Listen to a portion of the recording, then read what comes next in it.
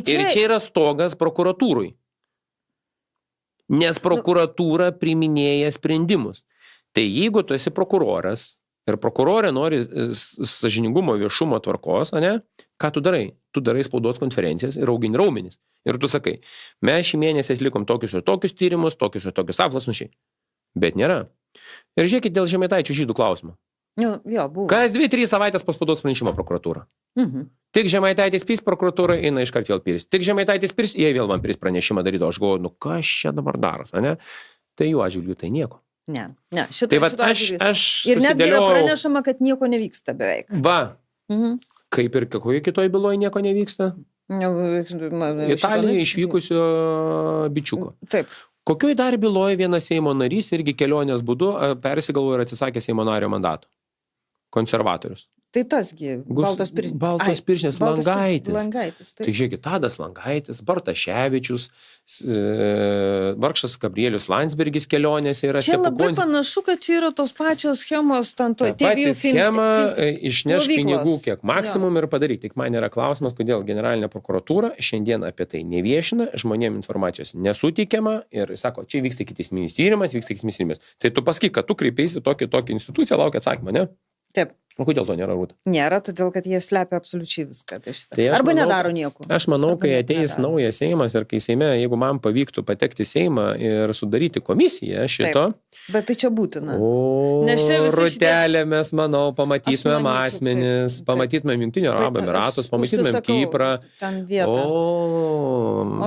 Tai aš manau, kad tai, ką aš pasakiau, kaip ir dėl Vyčio banko ir dėl Igničio ir dėl šito, tai aš galvoju, kad 2 mėnesiai man iki rinkimų man bus batai. Kals nuo ryto iki vakaro mane.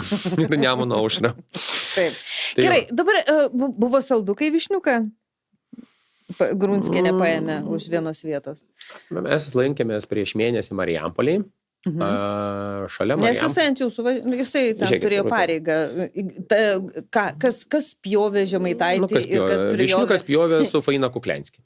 Bet Višniukas... Pjovė su Faina Kuklianski, dar kartą pasakysiu, Rūta, Faina Kuklianski kartu su Višniuku. Visas skundai, raštai ir panašiai, todėl Konstitucinis teisme, kai aš paprašiau, kad pateikit man medžiagą, informaciją, kas surašė išvadas, Guoda atsisakė. Be kita ko, Guoda yra labai artimai susijęta su Faina Kuklianski, kaip dabar išaiškėjo. Tai čia dar įdomus faktas. Guoda... Konstitucinio teismo pirmininkas. Taip.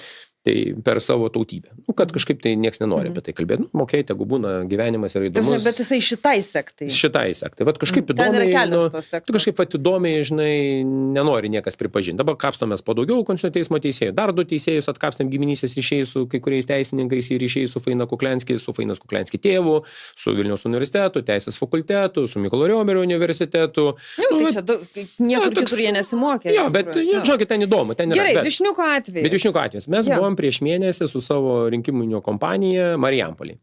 Ir mes vakare apsistojom vienam iš viešbučių, kadangi pavalgyt, nuėjom į šalia esančią ten Štatoilas, puikiai žinau, Marijampolės šalia Žiedas, antroje pusė Lidas, nuėjom vieną kaboką pavalgyt.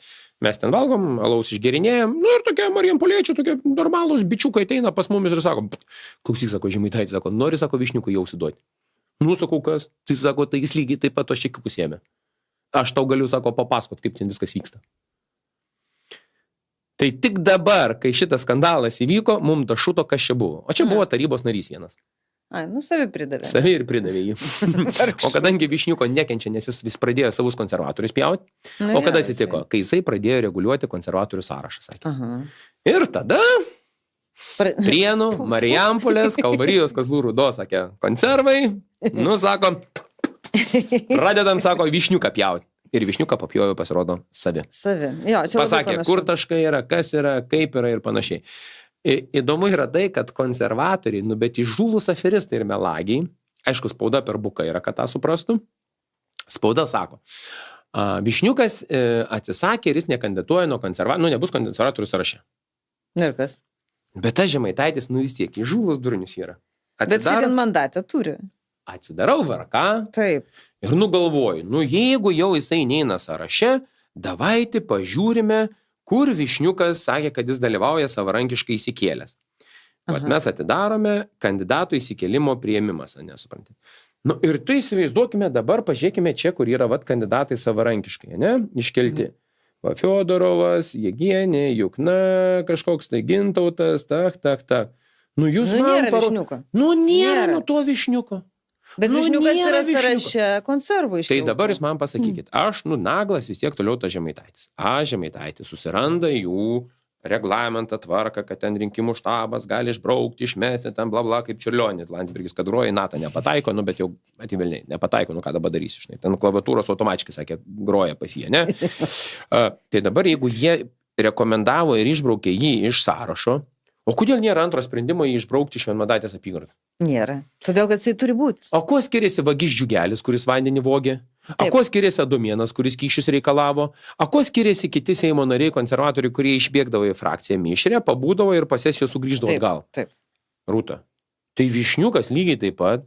Tai mėly Marijampoliečiai, aš tikiuosi, kad jums užteks sveiko proto, kad ta vyšnė būtų galutinai nukirstas. Tai įsivaizduok, Rūtelė, konservai aiškina savo rinkėjams, tiems Vilniaus geniukams, jaunuoliams, už kurie balsuoja, sako, mes įsivalėm, išvarėm panašiai, čia jo nebus ir čia sužato Bobo 9 yra vienmandatė.